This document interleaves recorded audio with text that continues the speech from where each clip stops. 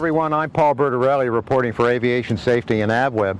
The split leading edge is part of what Cirrus calls its passive safety concept. As you know, every aircraft has a stall angle of attack. For most wings that's about 17 degrees. But since the early days of the Wright brothers, we as pilots have been struggling with the ability to control roll through a stall. And that's what this split leading edge does. Cirrus's idea was to build in a slightly lower angle of incidence on the outer panel than on the inner panel. The effect of this is that the inner panel stalls first, the outer panel continues to fly, and you maintain roll control with the ailerons. Now, if you've ever flown a Cirrus and you've done stall demos, you know that this works exactly as advertised. However, as the accident we're going to dissect in this video shows, it's not foolproof. If you use abusive control inputs, even the split leading edge won't protect you.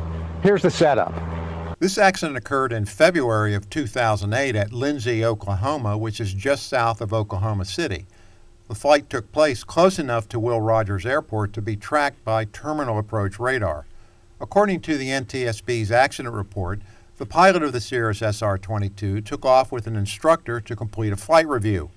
The airplane evidently flew northwest of the airport and performed some maneuver before turning back toward the airport. It's at this point that things began to unravel. Although the pilot's intentions are unknown, he appears to have flown a path that would have put the airplane on a right downwind for runway 1, as shown in this graphic. The wind that day was out of the east at 5 knots, so either runway 1 or 19 would have been suitable. Whether he intended to use runway 1 or not, the pilot then made a sharp right turn with a steep bank that essentially put the airplane on a left base for runway 19, but on a heading angled slightly away from the perpendicular base leg. A few seconds later, he made a sharp turn back to the left, possibly in an attempt to line up with runway 19, or perhaps to enter left downwind for runway 1. The accident report isn't clear. Either way, it didn't work out. The airplane crashed a quarter-mile north of the airport, killing both aboard. Had there been no witnesses, this accident might have been just another of dozens like it where an airplane digs a smoking crater for no apparent reason. But there was a witness, and a very good one. Like all recent model Cirrus aircraft,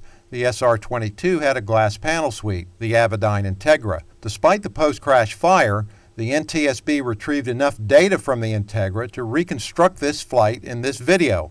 Here's what the investigators found. At this point in the flight, the Cirrus is descending for that abortive right downwind. Significantly, its altitude is 1,520 feet, which is only 555 feet above ground level and well below pattern altitude.